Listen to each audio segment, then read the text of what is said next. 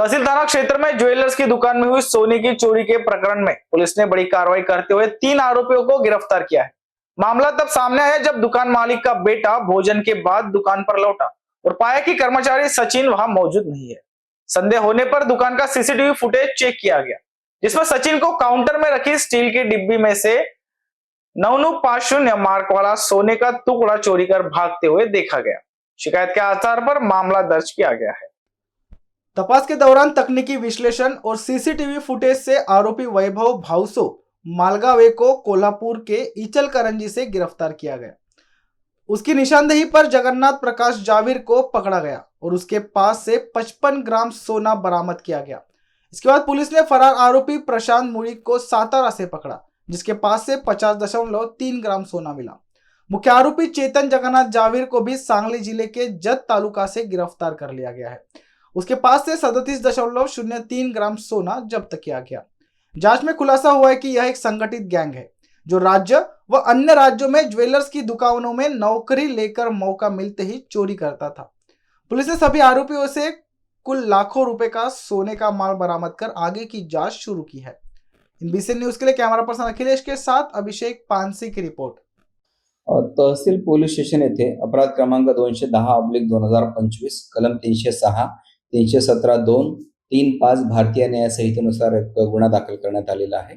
यातील जे फिर्यादी आहे सदाशिव भीमराव सूर्यवंशी, वय 55 वर्षे, राहणार प्लॉट नंबर 402, लबान तांडा, गजानन चौक, जुनी शुक्रवारी, पोलीस ठाणे सक्करदरा, नागपूर यांचं पोलीस स्टेशन तहसील हद्दीमध्ये सूर्यवंशी रिफायनरी, सुदाम गल्ली, साईबाबा बेकरी समोर, न्यू इतवारी रोड, पोलीस ठाणे तहसील नागपूर असं यांचं प्रतिष्ठान आहे आणि ते सोन्या चांदीचे व्यापारी आहेत।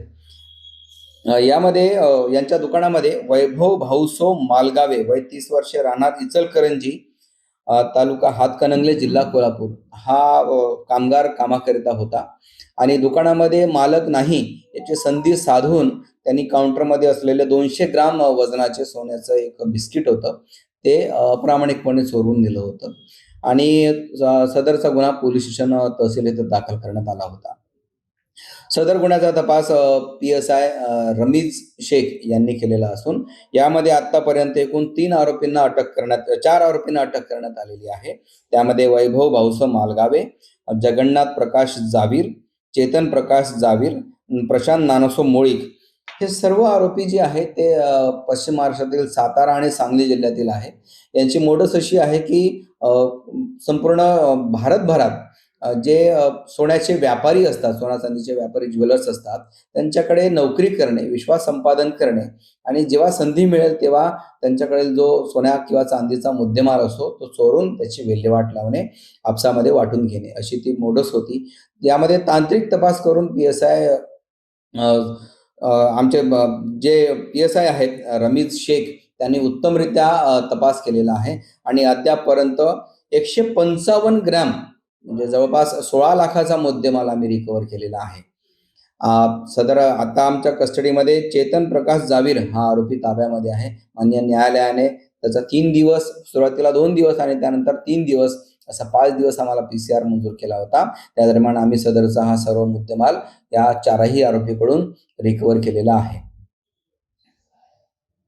आतापर्यंत एकूण 4 आरोपींना अटक करण्यात आलेली आहे। अजून एक आरोपी आम्हाला पाहिजे आहे, त्याचं सुद्धा नाव निष्पन्न झालेलं आहे, परंतु आम्ही लवकरच त्याला अटक करू, त्याच्याकडून उर्वरित मुद्देमाल पण आम्ही रिकव्हर करू। आतापर्यंत एकूण 16 लाखाचा मुद्देमाल आम्ही जप्त केलेला आहे। चेतन जावीर याच्याकडून एकूण 37.3 ग्राम अंदाजे 4,50,000 रुपयाचा मुद्देमाल आम्ही जप्त केलेला आहे।